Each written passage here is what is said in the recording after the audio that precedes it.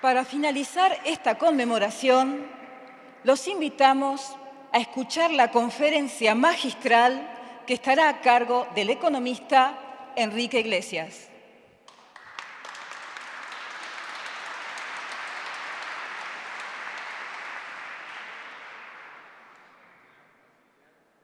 Señor Canciller, señora Directora General de la UNESCO, señora Ministra de Cultura, señora Ministra de Vivienda, señora Directora del Correo Uruguayo,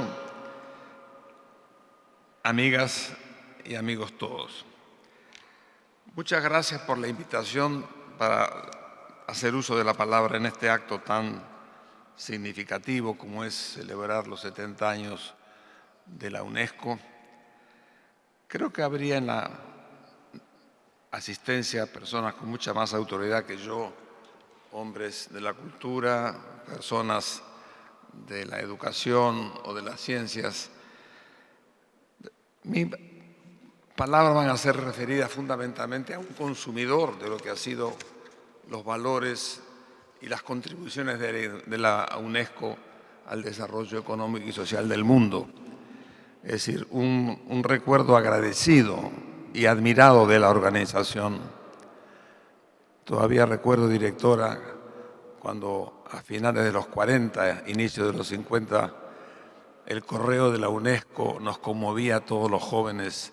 Era la primera revista que llegaba al país en colores, en materia científica, y nos deslumbraba con las visiones de ese mundo que no conocíamos y que ustedes reflejaban con tanto brillo y tanta elegancia.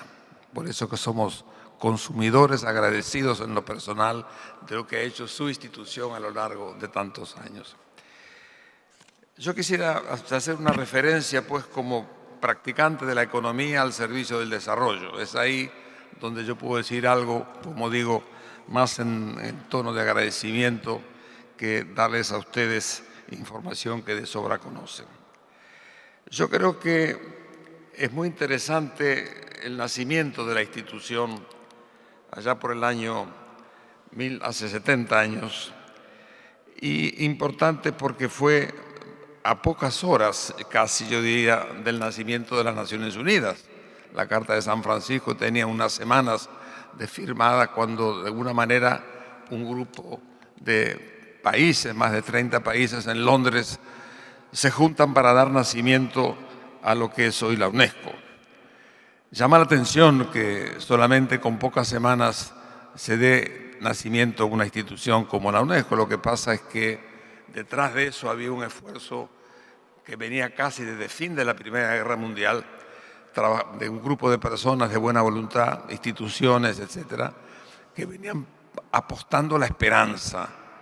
Y apostar a la esperanza era pensar cómo se iba a reconstruir un mundo y cómo iba a reconstruir ese mundo con tres pilares fundamentales sobre los cuales basar la nueva sociedad. Una nueva educación, una nueva ciencia al servicio del desarrollo y, por supuesto, la introducción de la cultura como un eje central en la construcción de esa nueva etapa del mundo. Se terminaba en esos momentos 30 años de esperar a dar vida a esa esperanza. 30 años terribles, desde el año 15 al 45, ese nacimiento de una nueva etapa en la humanidad fueron de los años más sombríos de la historia del mundo, con más de 100 millones de muertos en dos guerras terribles, un holocausto, los problemas derivados de la destrucción de buena parte del planeta y sus ciudades, y por supuesto también todos los problemas vinculados con la destrucción de la economía y la pérdida de confianza. Había en este momento en el mundo 40% de pobreza extendida en todo el universo. En ese momento nacía la esperanza. La esperanza era el tema central al que uno debería referir estos esfuerzos que se hicieron para darle organización al mundo que vendrá. Así nacieron las Naciones Unidas, que es una institución absolutamente pionera y fundamental en la historia de la humanidad. Se trataba fundamentalmente de un sistema donde iba a gobernar el mundo y los gobiernos presentes para hacer del multilateralismo la gran fuerza creadora de la nueva sociedad. El gran mérito de estos últimos 70 años ha sido fundamentalmente ese, el que hemos creado un sistema donde la fuerza pasa a ser, entre comillas, administrada por el mundo y el Consejo de Seguridad, y donde se riegan a través de la historia contemporánea una enorme cantidad de instituciones destinadas a apoyar todas las formas posibles de desarrollo y hacer de eso el gran objetivo central de la humanidad. Pero es interesante que en ese principio multilateral, y yo quisiera volver a eso al terminar mis palabras, porque es el tema central al cual quería dejar el mensaje, al llegar a ese momento, el multilateralismo fue, por supuesto, la creación de la institución, el Consejo de Seguridad, las instituciones, las decenas de instituciones que alimentaron la administración colectiva de los problemas por parte de todos los países, con distinto peso en algunos casos, pero todos presentes. El multilateralismo fue la gran contribución de los últimos 70 años, porque significó, en última instancia, que los problemas del mundo se administraban por la presencia y la participación de todos los países. Eso que hoy comienza a tener ciertos cuestionamientos que nos preocupan, era fundamental en la historia de la humanidad, sobre todo porque insertó en las relaciones internacionales algo que no existía, que era el principio de la solidaridad. Hasta ese entonces, la solidaridad estaba representada por la caridad. Las grandes religiones incorporaban la caridad como un fenómeno al cual referir la acción de apoyo al prójimo. La solidaridad establece un principio distinto, la obligación de ayudar y aportar al mundo el soporte de la sociedad. Y ese es el gran mérito de este sistema, que constituye hoy una preciosa contribución que ha hecho que esos 70 años hayan sido, en mi modo de ver, los 70 años más brillantes de la humanidad en la forma de convivir en este planeta, porque fueron 70 años en donde hubo, entre muchas cosas, primero la reducción de la pobreza. Ese mundo que termina la guerra con 40% de pobreza pasa a ser hoy el 10%. La población se nos multiplica por 3, pero la producción se nos multiplica por 12. Y por tanto, el nivel de vida de la humanidad aumenta colectivamente en forma correspondiente. Pero teníamos además una sociedad donde prácticamente la esperanza de vida, esto es un dato que es para valorar un poco lo que se ha hecho en estos 70 años, la esperanza de vida, que cuando se inicia la era cristiana era 30 años, 2000 años después, en el año 45, esa esperanza de vida era de 45 años. 30 años después, ahora, en el año 75, la esperanza de vida pasa a ser 75 años. Demoramos 2000 años en ganar 15 años de esperanza de vida y en los últimos 30 años hemos ganado 30 años. Digo esto porque es importante ubicar el nacimiento de la UNESCO en ese contexto de un mundo que revoluciona su actitud colectiva en la administración de los problemas y la necesidad de imponer en esa reacción el concepto de solidaridad. UNESCO es parte de eso y parte fundamental, porque atacó 3 grandes frentes que son los conocidos: atacó el tema de la educación, atacó el tema de las ciencias y atacó el tema de la cultura. Y en cada una de ellas se manifestó una capacidad de entender el mundo que venían haciendo y aportarle a esos grandes valores, a esos grandes principios, una colaboración absolutamente inestimable. Comenzando por la educación. La educación fue el elemento más importante del compromiso de esos héroes que en soledad fueron construyendo las bases de la reforma educativa. La UNESCO fue la gran alfabetizadora del mundo. Y eso es una cosa que no se puede olvidar ni reconocer, como fue también lo que fue generando la conciencia de que en la educación estaban las bases para poder generar principios de convivencia pacífica. Y la educación fue en ese sentido un tema central que ocupó todo el espacio de la vida institucional de los últimos 70 años para llegar a donde estamos ahora. Yo recordaba lo que significó en ese concepto el problema del informe que en el año 93 hicieron un grupo de personalidades donde Jacques Delors era su jefe y donde decían, entre otras cosas, en un memorable informe producto de la iniciativa de UNESCO, donde decían las perspectivas, principios y orientaciones principales de la educación para los próximos años se deberían establecer en 4 pilares de la educación: aprender a conocer, aprender a ser, aprender a vivir juntos y con los otros y, en definitiva, aprender a ser. Dichos pilares deben ayudar a concebir la educación como un proceso permanentemente a lo largo de toda la vida del individuo. En definitiva, esa asociación permanece a lo largo de ese proceso. La clave permanente para el siglo XXI era una educación permanente que supere el concepto inicial de reciclaje profesional para intentar responder no solamente a una necesidad cultural, sino también y sobre todo a una exigencia nueva, capital, de autonomía dinámica de los individuos en una sociedad en cambiante mutación. Es así como, de alguna manera, esto le dio a la UNESCO una presencia en el sistema que fue luego trasladado a las distintas capas. Y hoy, quizá, un dato que a mí me impresiona es el avance de la enseñanza superior. Cuando yo era estudiante, en el año 50, en la universidad, en América Latina había 250.000 estudiantes universitarios. Hoy hay 30 millones. 30 millones de estudiantes universitarios, de los cuales más del 60% son primeros universitarios en la familia. Es decir, cuando vemos todo eso nos tenemos que dar cuenta que esa inmensa contribución que hace poner la educación en el centro de la cooperación internacional es la UNESCO.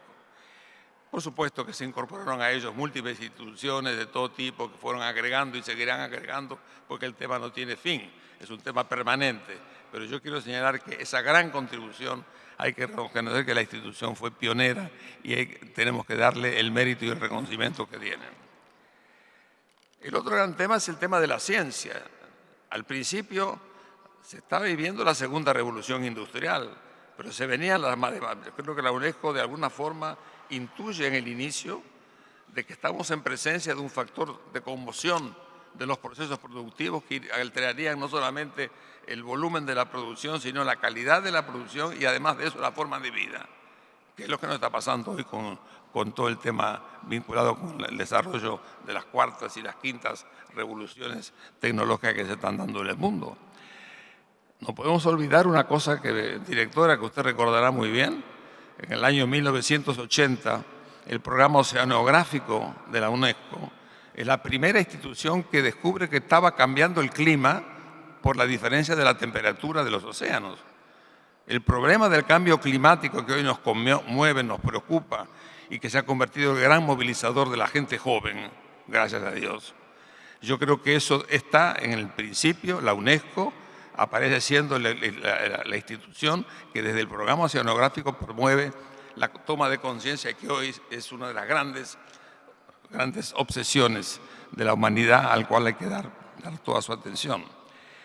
También la ciencia y la tecnología ha sido durante mucho tiempo un factor determinante y yo diría algo que es muy difícil cuantificar, pero la UNESCO ha sido en momentos difíciles de países que han tenido conflictos un gran manto de apoyo a intelectuales y científicos que han encontrado en la organización el cobijo necesario para seguir trabajando y seguir viviendo en el planeta, cosa que, directora, los que hemos vivido en algunos de nuestros países situaciones similares, tenemos que reconocerle y agradecerle lo que significó para esa gente la protección que a estos científicos prestó la UNESCO durante tantos años.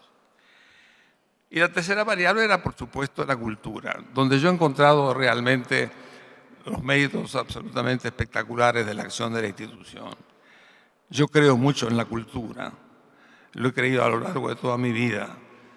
no solamente porque la cultura es los grandes aportes de las letras, de las artes, de las personalidades que trabajan en todos esos campos, sino porque es algo más que eso, algo que lo dice muy bien en los textos de la UNESCO, cuando dicen la cultura puede considerarse actualmente como el conjunto de los rasgos distintivos espirituales y materiales, intelectuales y afectivos que caracterizan una sociedad, un grupo social.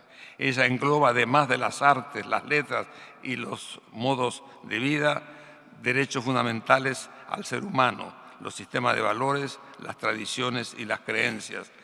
Ese concepto ampliado que la UNESCO fue ampliando a medida que se avanzó en su trabajo es muy importante. En sus primeros tiempos, el concepto de cultura era ese concepto más limitado a las artes, las letras, que de alguna forma le daban valor a la existencia. La UNESCO toma esto en una forma que tenemos que agradecerle las grandes cosas que se han hecho.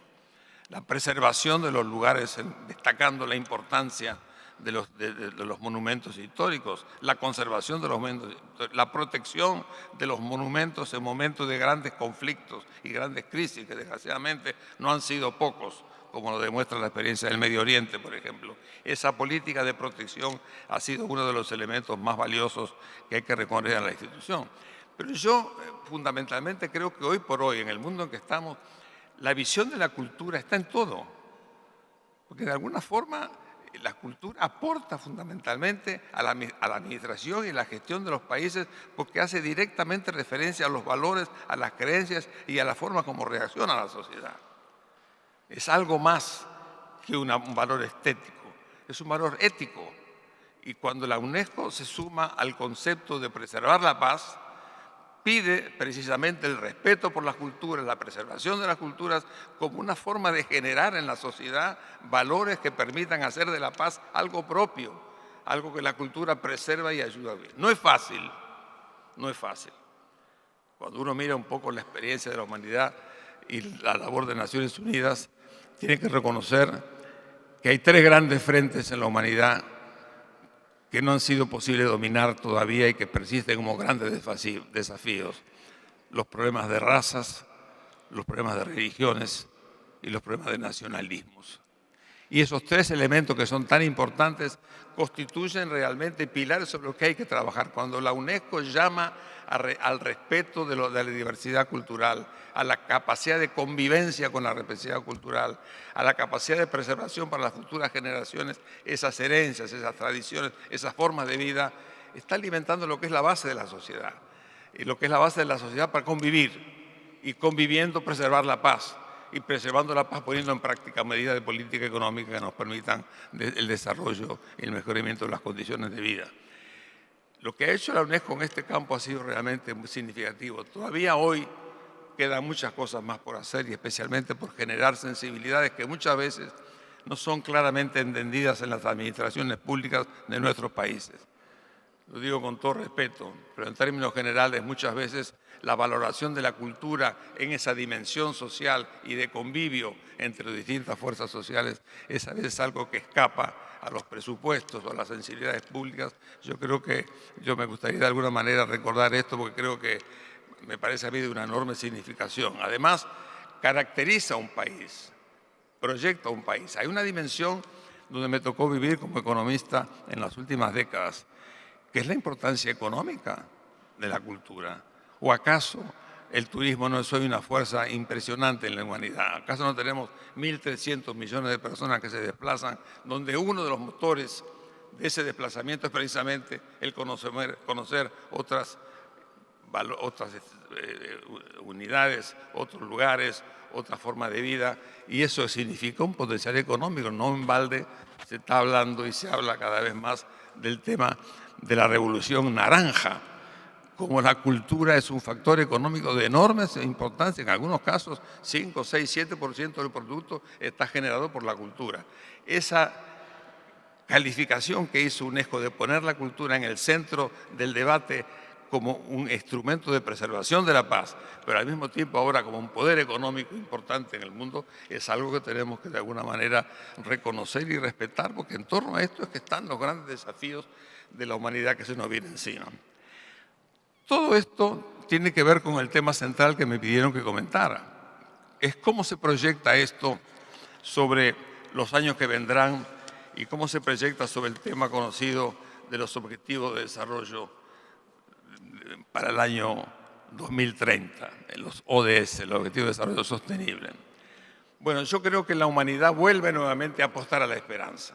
En cierta manera, las Naciones Unidas han sido eso, con todas las grandes conferencias internacionales sobre el niño, sobre el envejecimiento, sobre los problemas derivados de las personas con necesidades, de la pobreza, sobre todo la gran campaña de la pobreza. Bueno, hoy se inicia también ahora un elemento de concertación de esfuerzos para mirar al año 2030 con un conjunto de objetivos compartidos por todo el mundo.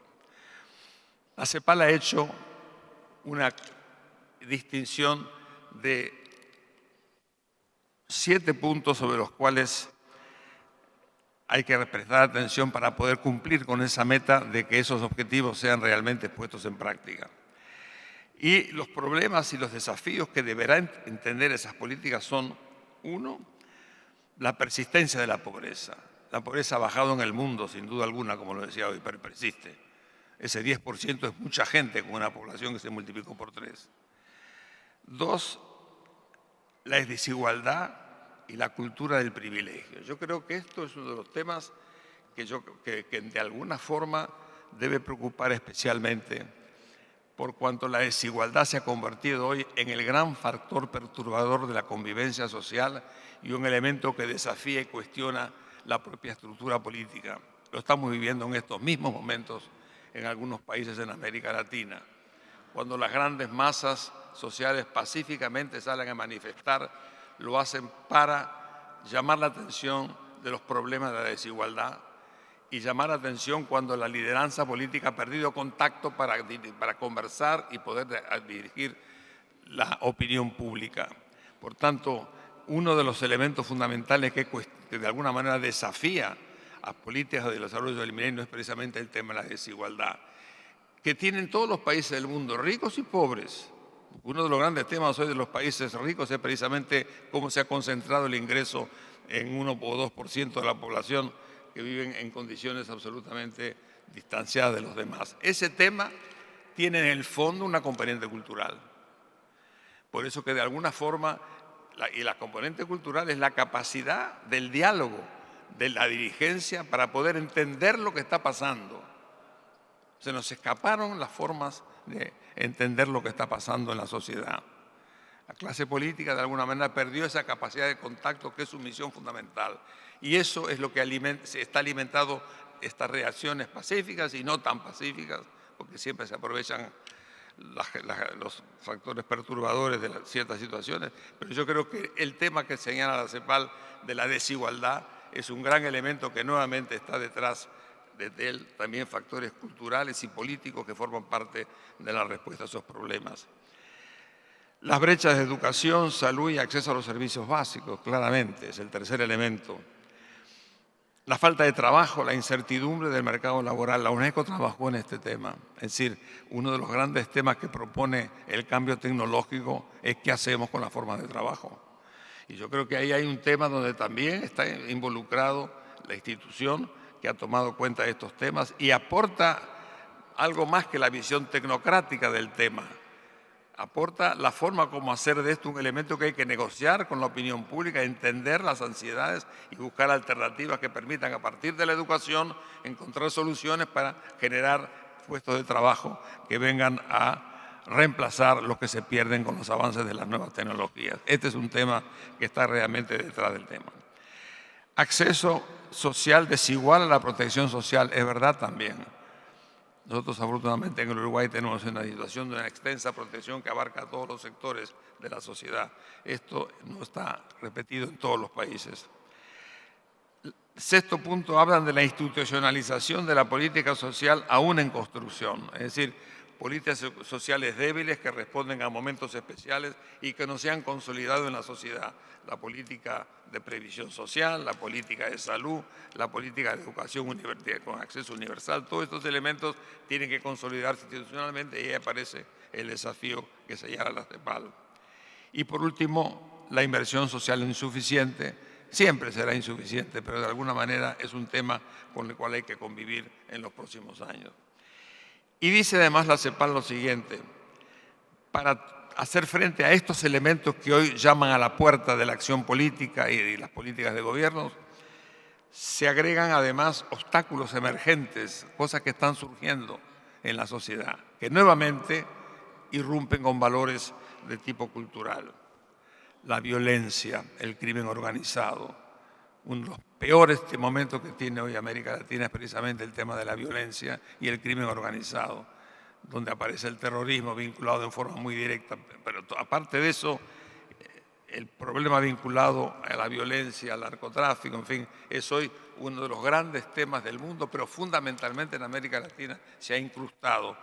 No tiene nada que ver en ese caso la educación, no tiene nada que ver el mejoramiento de la vida social, los valores culturales que se pueden incorporar en la vida, son todos elementos que tienen mucho que ver con la forma como afectamos el tema y que hoy está generalizado en toda la región. Los desastres naturales y el cambio climático. Yo, como decía hoy, la UNESCO fue de la primera institución que lanzó el tema y hoy en día tendrá también algo que decir frente a este tema y las acciones que se vienen tomando a partir de hoy. En Madrid está desarrollándose la conferencia tratando ese tema. La transición demográfica, que es otro tema también que tiene mucho que ver. Yo tengo alguna experiencia. Nosotros somos un país de larga esperanza de vida, por tanto, el avance de los mayores va a ser cada vez más importante. La cultura juega un papel, y juega un papel importante la cultura en muchos sentidos. La sociedad debe de alguna manera preservar la humanización del trato al mayor, un gran tema en el mundo, un gran tema. La sociedad debe de alguna manera entender que la soledad es un tema que va acompañado generalmente con el mayor que aparece postergado en la vida social y familiar por razones a veces económicas, lo que sea. En ese sentido, no deja de ser notable que en Inglaterra, en el mes de febrero de este año, se creó el Ministerio de la Soledad. Ministerio de la Soledad. Es una cosa bastante sorprendente, pero muy importante. Yo creo que de alguna manera en este está otro de los temas donde el aporte cultural sigue siendo un factor de primera magnitud. Las migraciones, ¿qué vamos a decir nosotros del tema de migraciones? Que se ha convertido en un problema, ya no solamente las migraciones hacia el norte, sino las migraciones que están ocurriendo en este momento desde Venezuela al sur, son temas que irrumpen en la sociedad, generan confrontaciones que solamente aproximaciones culturales y directas son capaces de ser movilizados para entenderlo. Y por supuesto, los cambios en la tecnología, que son elementos que tienen las variables que ya hemos mencionado. Bien, yo creo que en todos estos casos siguen persistiendo los tres elementos para atender estos objetivos que mencionó la UNESCO en su origen. La contribución de la UNESCO en materia de revolución de los sistemas de educación. Nosotros lo sabemos bien en nuestro país, estamos comprometidos precisamente en mirar a esto como un tema central para hacer frente a todo ese despliegue de desafíos a los cuales debe responder la humanidad en este momento. Y junto con eso el tema de la cultura, que de alguna forma tiene que formar parte de la preservación del medio ambiente y la lucha contra el cambio climático. Yo creo que esto es algo más que medida de carácter tecnológico, es hacer entender que detrás de esto está una conciencia que nos permite convivir para defender el planeta como algo vivible. Yo decía hoy que la gente joven en este momento, en todas partes, ya no se conmueve por otras cosas que no es por el cambio climático. En algún momento se comprometían por los grandes modelos políticos. Hoy en día, lo que moviliza a la gente joven en América Latina y en otras partes, precisamente, qué hacer con el cambio climático y cómo responder a él. Eso también es un elemento que desafía a la UNESCO. Y, por supuesto, los objetivos del desarrollo están directamente comprometidos con todo el tema de la forma de que la cultura se incorpore en la defensa de todos estos elementos. Pero yo quisiera terminar diciendo simplemente algo que mencioné al inicio. La UNESCO es el producto de un concepto de un mundo regido por el multilateralismo, es decir, por todo el mundo participando en la conducción. Dijo, reconociendo las diferencias del poder económico, que algo tienen que contar en todo esto. Pero yo creo que ese multilateralismo hoy está en peligro. Está en peligro en los ámbitos económicos, pero está en peligro también en los ámbitos sociales y en los ámbitos de la cooperación. Yo creo que es muy importante que la UNESCO se convierta en un vocero sereno, pero constructivo, de la necesidad de que ese multilateralismo se constituya un pilar fundamental de la vida en este planeta. Hemos aprendido a manejar el multilateralismo, estamos viendo sus deficiencias, sus ataques, su disminución como forma de vida. Yo creo que eso sí significa un elemento muy grave en la conducción de la humanidad que vendrá. Si la UNESCO se hizo cargo de las tres grandes pilares con los cuales respondió a estos 70 años tan fructíferos que hemos tenido, de alguna manera también, directora, yo creo que lo que ustedes puedan hacer usando esos tres grandes pilares para defender el sistema multilateral y convencer de que de alguna manera cualquier otra forma que tengamos de administrar el planeta va a ser una forma que va a dividir, que va a complicar la vida y que de alguna manera puede significar formas de violencia que no queremos. De manera que yo diría, para terminar, que ustedes tienen una hermosa tradición de la que nos sentimos todos deudores. La tradición de ustedes es mantener la paz a partir de la educación, a partir del avance tecnológico y sobre todo a partir de la cultura. Yo la invitaría a que sigan trabajando en los tres campos, pero por favor en el tema cultural, si me permite un poco un desbalance del interés, hagan todo lo que pueda para demostrar que la cultura es realmente el eje sobre el cual hay que asentar nuestra vida en el planeta, nuestra convivencia pacífica, nuestro amor por la libertad, nuestra defensa de la democracia y, por último, usar eso como forma de vivir mejor y dejar a las próximas generaciones un mundo más vivible en que desgraciadamente podríamos no tener. Muchas gracias.